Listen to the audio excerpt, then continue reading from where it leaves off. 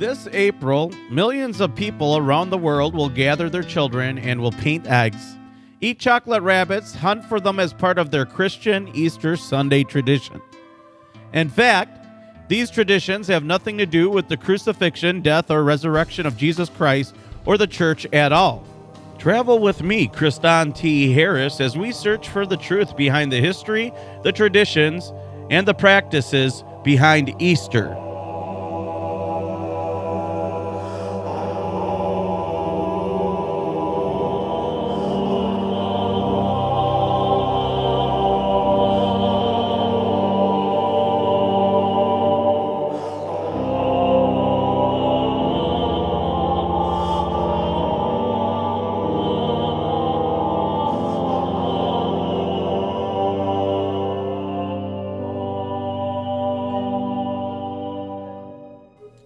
Download the very free American Intelligence Report podcast app to get our daily show from Monday through Friday, free to your cell phone or tablet.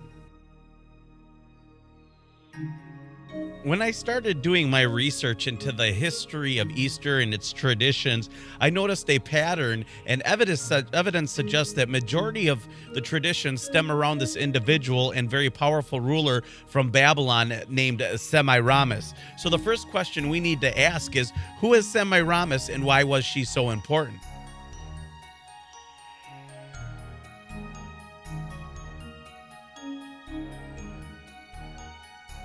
Semiramis was most well known for giving birth to the wicked ruler Nimrod.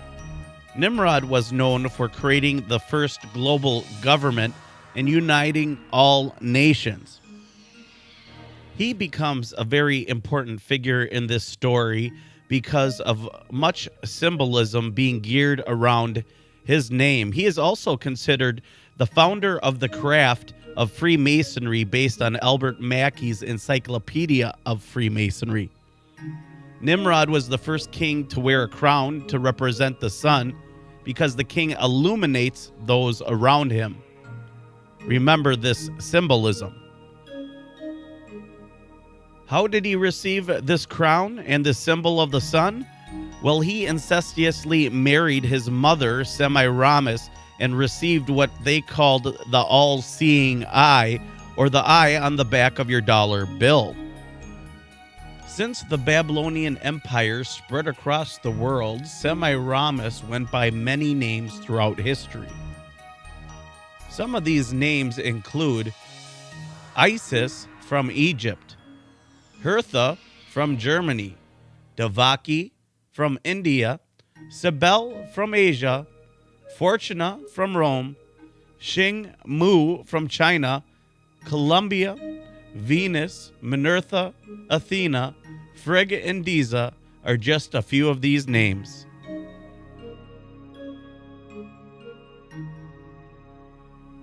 Also related to the conversation is Semiramis went by many names, but one of them was Columbia, as in the District of Columbia, the capital of the United States. And not only that, in military documents, it says that the Statue of Liberty represents Semiramis. In biblical terms, she's known as the Whore of Babylon. So literally, we have the Whore of Babylon greeting individuals into our country here in America. So let's take a look at the origins of the Easter traditions and symbolisms we've all learned to love and celebrate. When we take a look at the most prominent symbols of our spring and Easter, the rabbit and the egg, we have to ask, where did these come from? When you research the origins of both the rabbit and the egg, you'll be led to the story of the Babylonian goddess Semiramis. Legend has it that after Semiramis died, she ascended into heaven and was returned to earth inside of a large egg which fell into the Euphrates River.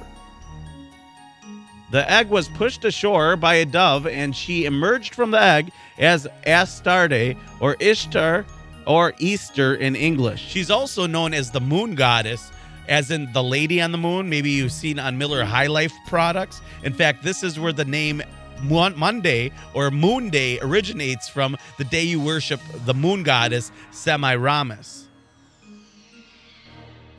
Semiramis, to show her gratitude to the dove, turned it into an egg-laying rabbit. And when we take a look at these are all signs of fertility. Another sign of fertility from Babylonia is the obelisk. The obelisk represents the phallus of Osiris or of that of Nimrod. It was said that when Nimrod died, his body was ripped into 14 parts, but his phallus was delivered to Semiramis, who reanimated the phallus and brought forth an immaculate conception of Tammuz. Nimrod reborn, and she commanded that the people worship the sun in the memory of the mighty ruler. And hence, this is the origins of Sunday, the day you worship the sun or the Son of God. Notice that there are similarities between this story and that of Osiris and Isis and Horus. In fact, the truth is that this time of year is not when Jesus Christ had died at all.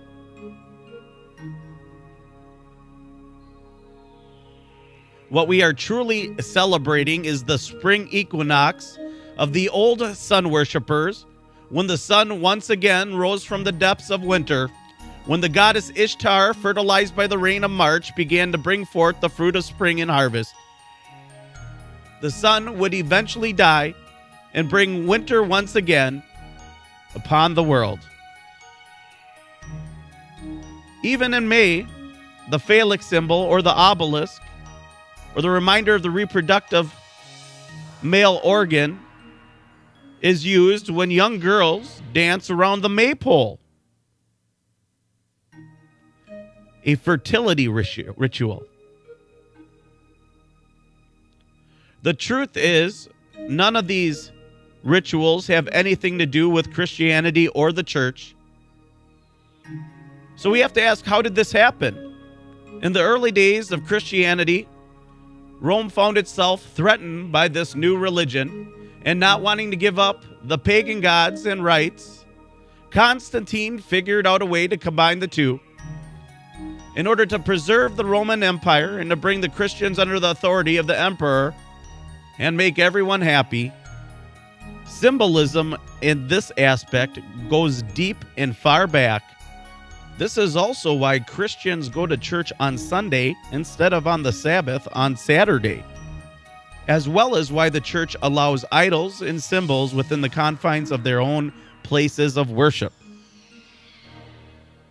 Constantine was in fact a sun worshiper and was able to combine the two religions and develop some form of perversion of the Christian religion, disguised as the Son of God, S-U-N, instead of the Son of God, S-O-N.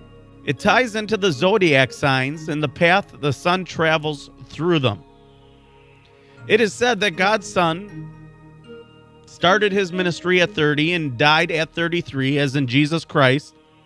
It is also said that the sun in the sky travels through each zodiac sign at the 30th degree, and next it's at the 33rd degree. This is also why no Freemason is allowed to rise higher than the 33rd degree, because no one can rise higher than God's sun. The sun will rise through the zodiac signs, and at some point, Scorpio will kiss the sun, and the sun will be betrayed and hang on the cross for 3 days, dying, and then move and bring forth life of spring.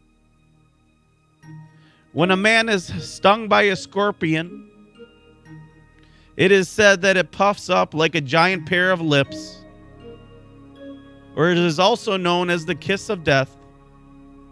The story goes that Judas was paid 30 silver pieces, or 30 silver moons, and betrayed Jesus, or the Son of God. This story will be told over and over again for many years to come.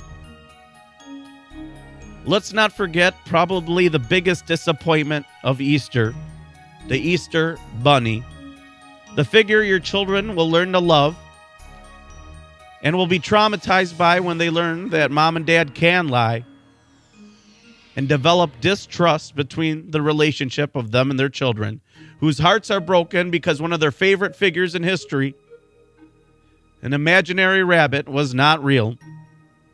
Does this remind you of any other holiday figure we know? Know the traditions which you follow, know the origins in which they come from, and why it is important that you partake in them or not to partake in them at all.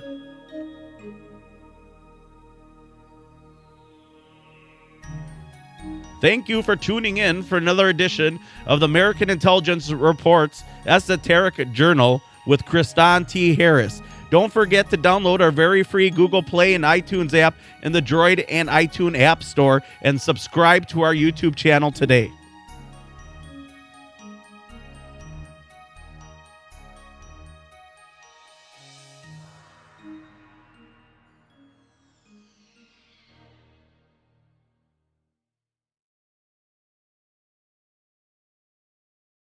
Is that who I think it is? Yep, sure is. Did you hear he ditched the man cave and brought back the study? That's so sexy. I love it when a man is educated and informed. He is so dreamy. Always reading books and investigating history. Where do you think he works out? The library. He is so controversial, always talking about 9/11 being an inside job, the police state, constitutional rights, ancient history, government cover-ups, and how he thinks sports don't matter in real life. Oh, I love a freethinker who searches for truth. I tune into his show, The American Intelligence Report, Monday through Friday at 10 a.m. Central Standard Time on Truth Frequency Radio. I love it when he feeds my brain. What's his name? Kristan T. Harris.